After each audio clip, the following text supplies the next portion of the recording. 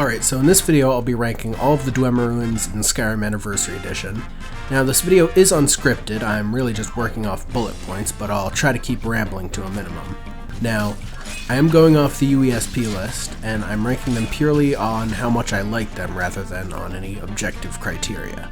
Now the factors that might affect this ranking include layout, visual design, puzzles, and a general fun factor.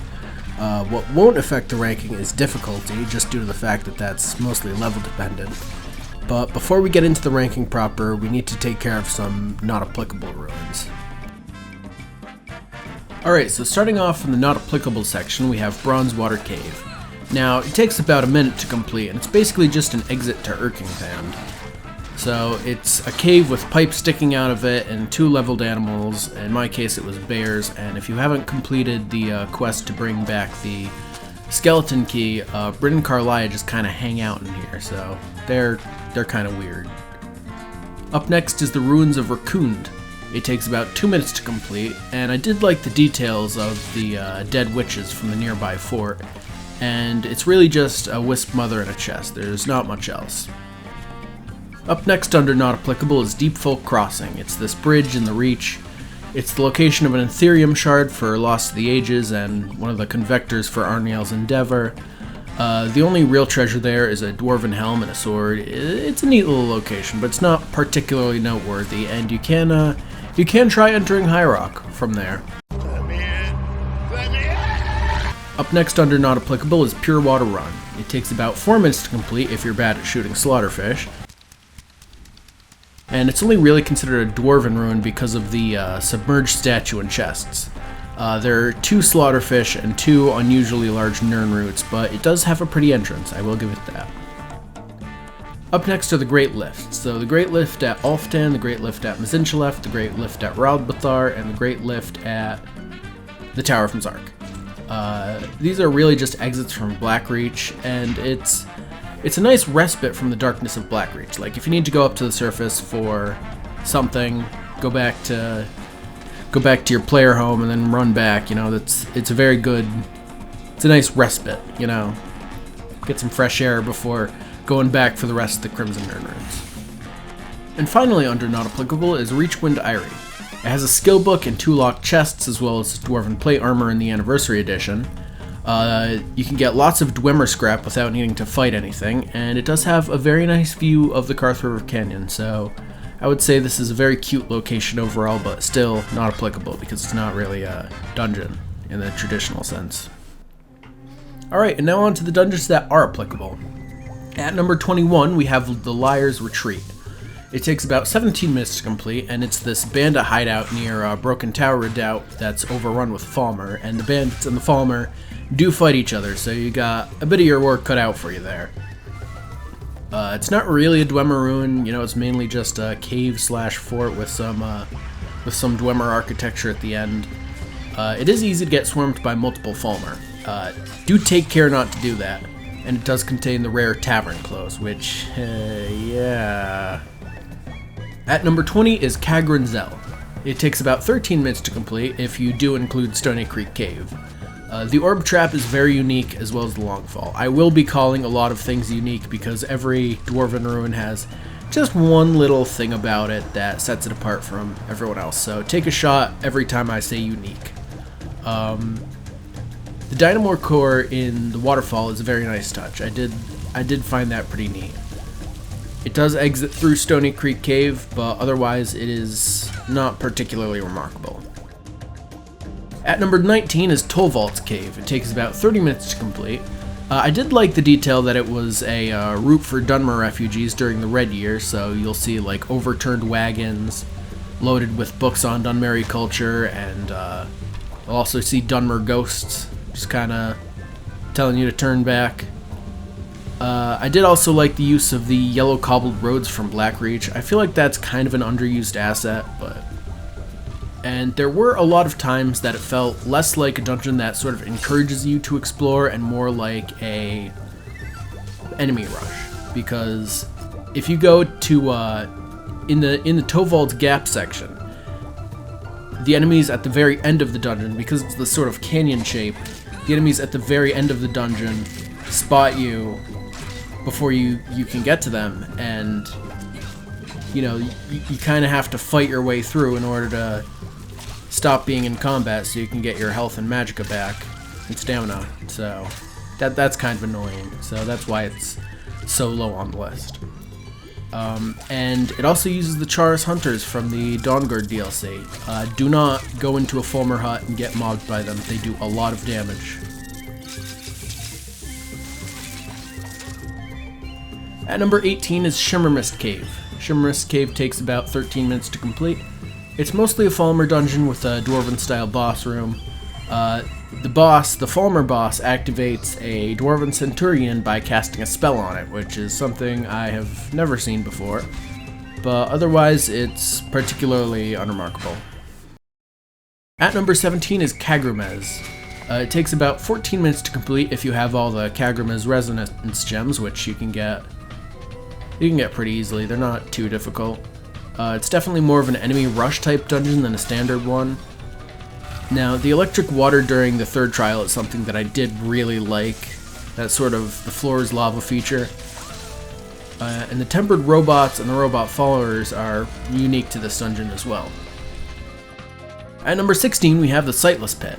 It takes about 16 minutes to complete, and it doesn't look like a Dwarven ruin on the outside, but it is surprisingly more Dwarven on the inside, although there aren't any robots. There's no way to turn back. Once you jump down the Sightless Pit, you're in it for the long haul. And I did like the sort of ruined architecture, sort of warping the perspective so you're walking on walls. That was a very nice touch. And the Temple of Zrib is a cool location with the sort of mushroom-shaped sculpture at the very top of the temple. I did like that. That's a very creative use of assets. At number 15 is Arcing Dams. It was added in the Dawnguard DLC, and it takes about 30 minutes to complete. It's one room, and it encompasses this very large sort of crevice, and it does introduce a new mechanic with the tonal resonators. So I did like the concept of the Dwarven ruin ruined even more by earthquakes. You know, that's a very cool idea. You meet this ghost named Katria, who's a very competent follower. You know, she's very strong. She doesn't get in the way. I did like the parts that were overgrown with moss and trees, which is something you don't really see in the normally sterile Dwemer ruins. There are plenty of hidden chests for those who care to look, but there is very visible and obvious texture tiling on the floor in the Resonator puzzle room. That is kind of distracting. Makes you realize that you're in fact playing a video game and not actually in Tamriel, so literally unplayable. And you might also get stuck on the rocks if you jump into the water, so do beware of that. At number 14 is Avunchen Zell. It takes about 35 minutes to complete, and it's part of a quest given to you by From Deepest Fathoms. There are no Fulmer here, that is a huge plus. And you do get a pretty view from the balcony, and it does have a nice exterior as well. The Animalculary section is really cool. You know, it really sort of feels like you were in a workshop that once produced these things.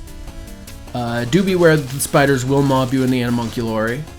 And you do get a cool reward in relation to the smithing boost, but it doesn't really make Dwarven armor all that better, because it does make it still inferior to steel plate.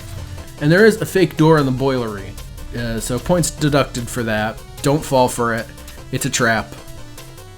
At number 13 is Mzulft. It takes about 46 minutes to complete. Paratus is an absolutely hilarious character. I love him. Go wrong? Go wrong? Everything is wrong. Everything. Despite your intentions, I've beaten your little game. So fine. Trudge off to Labyrinthian in search of your staff. Am I? Am I? I think I've discovered more here than I could have hoped to. I liked the final boss arena before Paratus' outpost. That was very fun. The dungeon is sort of interspersed with these cave sections with signs of synod activity, you know, like scaffolding and braziers in Fulmer-dominated areas, because what are the Fulmer going to use it for? There are also Chaurus Hunters from Dawnguard, so do beware of that. And there is a master lock door with a key on the desk through some bars, so you can, if you're a good enough mage, you can use telekinesis to snatch it right up. So that's very fitting for a Mage's Guild quest. At number 12 is Raldbathar. It takes about 27 minutes to complete. It's an entrance to Blackreach, and it's also a target for Mwiri's Dark Brotherhood quest. I do like how the bandits sort of make the dungeon feel more lived in, like how somebody set off a fire trap so they just decided to roast a skeever on it. You know, that's a very nice touch. There are plenty of sneaky ways for a Dark Brotherhood assassin to kill Elaine, like there's some oil on the ground so you can just sneakily set that alight, or use the ballistay on the balcony. So it's always very fun coming up with creative ways to kill people. Don't take that out of context. And I do like how the Deep Market actually feels like it was an actual market that was part of a huge, thriving Dwemer city. The bone removal puzzle is also unique to this dungeon, where you gotta get the bones out of the gears. And Raldbathar is also an entrance to Blackreach. And at number 11 there's Alfdand. It takes about 40 minutes to complete if you do include the Ruined Tower. It's probably the most familiar Dwemer ruin in the game since it's part of the main quest. I did like the verticality of the Animalculori, but it is easy to bypass by just using Become Ethereal and jumping all the way down. Uman is basically a mirror image of my character, so it was very funny to see two Red Guard women with steel plate armor and wielding an axe and a shield go at it. Umana also has a unique shield that does bleeding damage. The Mushroom Barbecue is a creative use of assets, in my opinion, and I did quite like that part. And you will start seeing Blackreach assets in the Alfdand Cathedral, you know, glowing rocks, mushrooms. So perhaps this is a bit of foreshadowing for what's ahead. Number 10 is Calsimo's Lab, which isn't part of the UESP list, but I figured that I would include it anyway. So it takes about 9 minutes if you're in a rush and running from all the guards. It's probably the most fun stealth mission in Skyrim, in my opinion. And there is a callback to the infamous Dwarven Puzzle Cube from Morrowind, and you make a daring escape from the guards down the waterfall, and the Spider Control Rod is, well, I thought it was unique upon writing this bullet point, but you'll see later. At number 9 is Erkingdand. It takes about 40 minutes to complete, and it's quest locked to the Thieves Guild. The exterior is very visually stunning. You know, it's very high, it's very grand sort of looking. The first room in the dungeon is the amphitheater, which I really love amphitheater rooms in Dwarven Ruins because they help to give the impression that the dwarves are a race of scholars. So you could imagine a dwarven professor giving a lecture to a crowd of eager students in one of these amphitheaters, and I really do love that. There's a large open cavern where you sort of look down at the rest of the dungeon, so I really do like those. You know, it sort of gives this very grand impression. There are lots of traps left by Mercer. That's always fun. Mercer does sort of scroll one step ahead, signed Mercer, above a chest, but it's backwards for some reason, so I'm not sure if that's a bug. And the boss room does flood after you kill Mercer, which is a mechanic that's only ever used in one other dungeon, and we'll get to that one. And number 8 is Bethardams. It takes about 43 minutes to complete. It does contain a unique enemy type in the Afflicted, and unique powers in the Afflicted's vile vapors, where they throw up on you. There are unique assets in this, like the Shrines to Periite, the Jars of Ichor, and the weird green tendrils, so I love those. Again, there's also an amphitheater room. Gotta love them. There's tons of verticality. I especially like the room with the sort of stream running through it. The lower/upper district portions actually look like the streets of an underground city that was once inhabited. I love that. The boss is immune to elemental effects, so do beware. And you get a great reward in the form of Spellbreaker. At number 7 is Mzinchileft. It takes about 31 minutes to complete. Mule's quest to retrieve her sword is here. I do like how the bandits made it feel more lived in, similarly to Raldbathar, so it's like a Dwemer city colonized by Nords. Mzinchileft Depths is very visually stunning. It's this huge sort of flooded cavern with walkways coming across the waters. It's sort of, when I entered it for the first time recently, I didn't remember this room, so I got the same feeling as looking at Blackreach for the first time. It's like, wow, you know? But anyways, there are parts where it does kind of feel like it was a city instead of a long hallway. and it is one of the entrances to Blackreach as well. At number 6 is the Ruins of Bethalft. It takes about 25 minutes to complete if you try and get all the treasure in the lava. It's the last dungeon in Lost to the Ages, and it's a pretty short ruin. There are some great visuals with 2 massive rooms. The final enemy rush was pretty cool, and the Forge Master is a unique boss, which appears to be a partially molten centurion. And there's a unique hazard. This is the only time that lava is found in vanilla Skyrim. There's another dungeon, but we'll get to that one. At number 5 is Inchwanzel. It takes about 40 minutes to complete. I did like the layout where it's a bunch of non-linear sort of sections connected to a hub room. There are very few robots to fight until you pull the lever at the end, so do watch out for that. The section at the end where you run from the robots is very fun. And the quest giver Calson, though, is a very funny character. I do like him. Magic. That's what they always want. Never history. Never the secrets of the lost races. No, just little spells and enchantments. You idiot! Do you even know who I am? The most recognized scholar on... At number 4 is Nchardak. It takes about 36 minutes to complete. Neloth helps you through the dungeon, and in addition to being a very strong follower, he's also quite the character. That was easier than I expected. I'm glad you were here to do all the hard work. Neloth also appeared in Morrowind, but he basically just existed to tell you to piss off and go bother some other Telvanni counselors. The dungeon is basically one giant puzzle with the control cubes in the water, so in addition to Erkingthan, this is the only other dungeon that uses flooding as a mechanic. One of the pedestals did bug out on me, and I had to check GameFAQs to see how to fix it, however, so literally unplayable. It just works. At number 3 is Falbathars. It takes about 31 minutes to complete, and it's very puzzle heavy. The rotating towers and the gear platforming were very cool. I do love those. The boiler puzzle actually made me think about what I was doing instead of using trial and error, which is very rare. And the Dynamo Core puzzle had a very cool moment where I realized I had to fight 2 Centurions to get through, so that was a cool moment. At number 2 is Blackreach. It takes about an hour and 13 minutes to complete if you're doing everything. Unique to itself, Blackreach is this sort of massive cavern that essentially acts as an open world dungeon. And it has this sort of uncomfortable and alien but still somehow serene vibe. There are multiple lifts if you need to hop back up to the surface, even if it is just for comfort. I couldn't explore every square inch, but I did collect 38 out of the 46 Crimson Nern roots, so I'd say that's pretty good.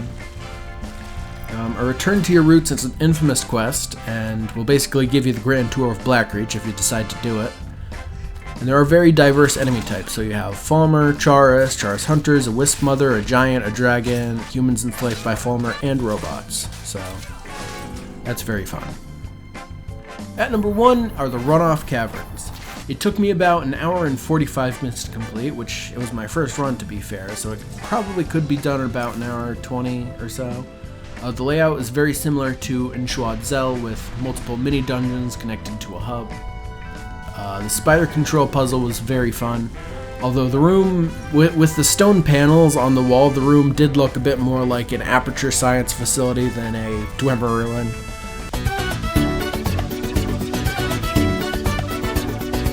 I did like the enlarged plants in the autumn section, which sort of hid the dwarven centurions that were overlooking the farms. Now, the boss, which was a giant dwarven spider, is very unique. You know, usually you think dwarven spiders are little tiny bugs and you can just squish them, but this guy was relatively tough. I did like the idea of one of the weakest enemies being a boss. The sort of gist of the dungeon is that it's a weather witch, which was a dwarven device that was introduced in Morrowind's Tribunal DLC. So that's a very nice callback to previous Elder Scrolls games. You do see that a lot with Creation Club content, but nonetheless, it's a great environment all around, with autumn and spring looking more natural and winter and summer looking more cold and industrial. Now, please do note that all the dwarven horse parts are in the autumn section. Do not look for them in the winter section. And there is a gap in the roof during the summer section, which makes it literally unplayable. So that's my final ranking of the Dwarven ruins in Skyrim. Please let me know in the comments if I've missed any ruins or if you disagree or agree with any of my takes here. And I hope you've enjoyed this video. Thank you for watching.